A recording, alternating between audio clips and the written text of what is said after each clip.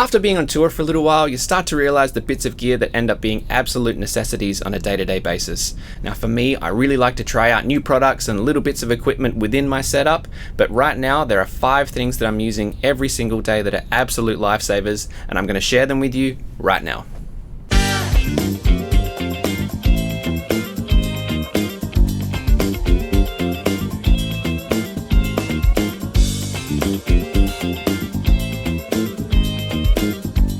What's up everyone, welcome to Drummer's Perspective. My name is Ben Todd and I'm here to help broaden your scope of what's possible as a drummer.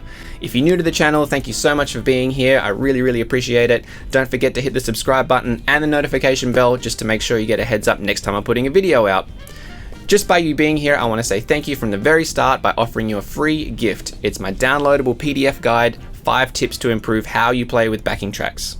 Now we all know that backing tracks are super fun to jam along to and just play along with, but I really think that there are some key concepts that a lot of drummers forget about when they're using backing tracks. These 5 tips will not only help you rethink how you use backing tracks as a practice tool and ultimately improve as a drummer in general, but also add to the overall musical experience of you performing or recording to a backing track.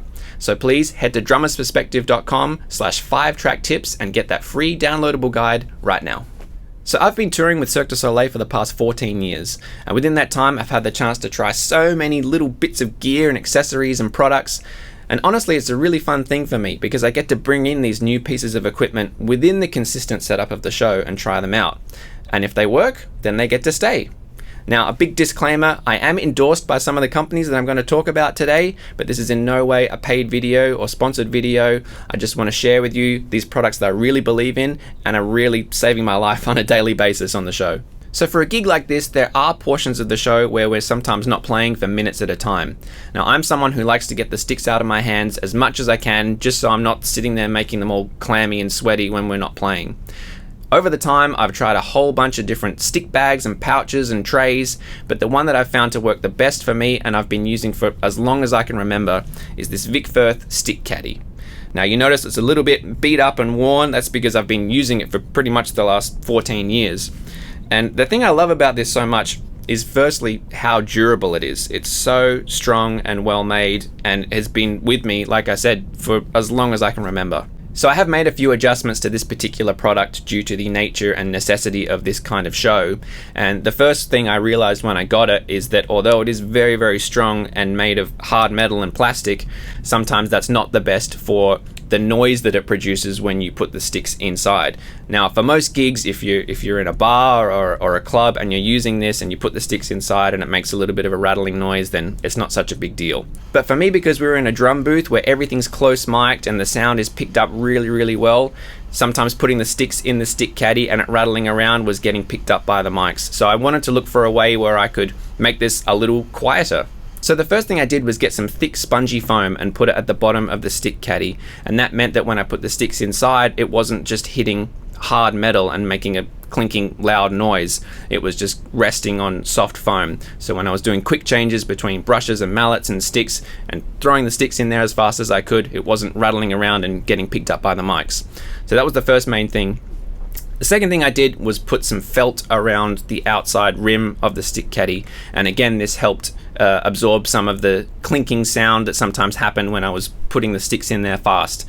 Now the third thing I did was put 2 little bits of glow tape on the edge of the stick caddy. Now this really helped me because a lot of times we're sitting in darkness in the booth, and sometimes when I go to put the sticks in the caddy I couldn't see it because it kind of rests down attached to my hi-hat quite low. So these 2 little bits of glow tape really help just to give me a point of reference that I can look quickly and just throw them in there. So they're the 3 modifications I made to this thing. If you buy one of these off the shelf, it's going to work great. It's going to be super solid. Like I said, I've had this thing for nearly 15 years and there's absolutely no sign of it wearing up anytime soon. I just made those 3 little modifications due to the nature of the type of show that I'm playing, and maybe you can try that out too if you're doing a musical theater gig or a touring gig where you need to keep the excess noise down but you want to use it as a quick change tool. This is really great, really solid, and those couple of modifications have made it perfect for the use that I'm doing every day. Now the second piece of equipment that I'm loving using every single day is this tackle instrument Sizzle chain. Now when we were coming up with new parts for this particular show, there are a couple of small sections where I really heard the use of a Sizzle ride being really cool. Now due to the nature of this particular setup, I don't have a huge amount of space, and also this drum kit actually has to roll out onto the stage, so it has to be kept condensed to some degree. I couldn't afford the luxury of having a secondary ride cymbal altogether, and there were only a couple of small sections in the show that I think it could be useful. So I started looking at companies that offered these Sizzle ride attachments. Now I think I tried almost everything that was available on the market today, but for me, hands down, the best sounding, most durable, most well made is this Tackle Instrument leather cymbal chain. This thing is super easy to use. You just grab the clip it on like this, and you're good to go. It comes with a top felt that actually goes under the washer or top nut of your cymbal stand, and then it's got a little clip that you can attach the chain to directly. It's really strong, really solid, and obviously for me the most important thing was the sound. So this thing actually sounds like a real Sizzle ride cymbal and doesn't just make the cymbal sound dead. It still lets it resonate and gives it that beautiful long sustain of a Sizzle. So yeah, I absolutely love this thing. Go check it out if you're looking for a Sizzle ride attachment. Now the third bit of gear I want to talk to you about today is again from Tackle Instrument, and that's this waxed canvas gig pouch. I love this thing. It's super strong, super durable, really well made, looks great. I'm using it at the moment just to hold my drum keys and the Sizzle chain when I'm not using it in the show. But it's got these two really strong leather tabs here that you can use to clip on the lugs of your floor tom, or I've seen some people use it on their snare drum. And yeah, it works great. I love this thing, just super handy. When I was doing freelance gigs, I was using it to hold everything from my keys, phone, wallet, all that kind of stuff, just to prevent it, sprawled out on the floor of a gig and getting kicked around and lost. So yeah, if you're looking for something to keep all of that excess bit of personal stuff in one place, I can't recommend this thing enough. Go check it out. Now the next product I want to talk to you about is something I absolutely could not live without, and that's my ProLogix Extreme Resistance Black Out Pad. I love this thing so much. I've been using it for as long as they've been making it, and to me it's the absolute best practice pad out there on the market at the moment.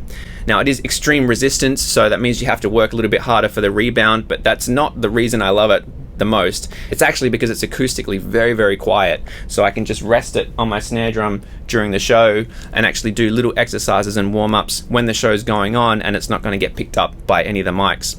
I also sometimes stand just off of the drum riser here and use the drum stool as a practice pad stand. So I put the practice pad on the drum stool, stand just off of it, and stand up and practice and warm up that way.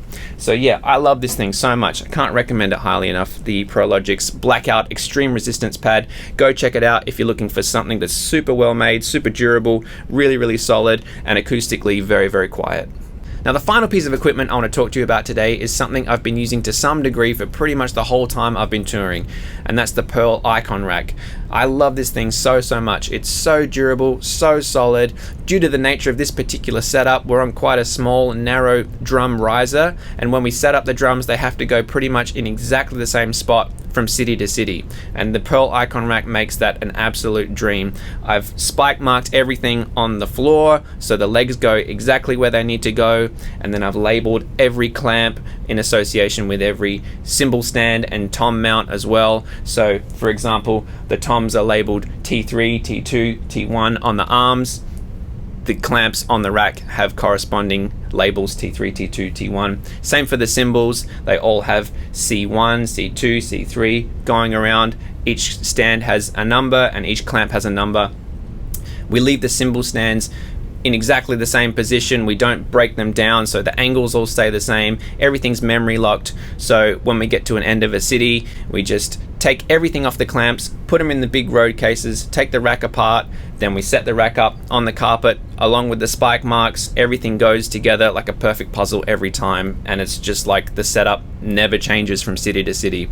So especially if you're doing one night tours or things like that where you're having to set up and break down your drums on a really frequent basis, but you need the setup to stay pretty much exactly the same, this thing is an absolute dream and a lifesaver. As I said before, this thing is so solid and durable. I've been using the same drum rack for the last 5 or 6 years, and it's been set up and broken down so many times I can't even remember, but there are absolutely no signs of it wearing or fraying at any point.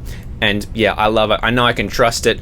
Every time I get rolled out onto the stage to play in the show, I don't have to worry like, is this clamp going to fall off, or is this wing nut going to come loose? I know this thing is just going to hold up anything that I throw at it. So yeah, check this thing out if you're looking for something that you can really trust to hold your drums and keep them super solid, and no matter how many times you break them down and set them up, you know that they're going to go together in exactly the same way and feel like the same setup no matter where you are. So that's it for today. I hope you've all enjoyed checking out the top 5 bits of equipment that I'm using on tour right now. I'd love to hear from you though. What's a new piece of equipment or little accessory that you've recently incorporated into your setup? Please put it in the comments below and I'll check it out, and maybe I'll end up incorporating it into my setup as well. Thank you again for checking out the video. Please subscribe to the channel. Head on over to drummersperspective.com. Sign up to my mailing list. I've got lots of really fun, cool, new and exciting stuff coming out over the next few weeks, and I'd love for you to be a part of the community. Thank you again, and I'll see you next time on Drummer's Perspective.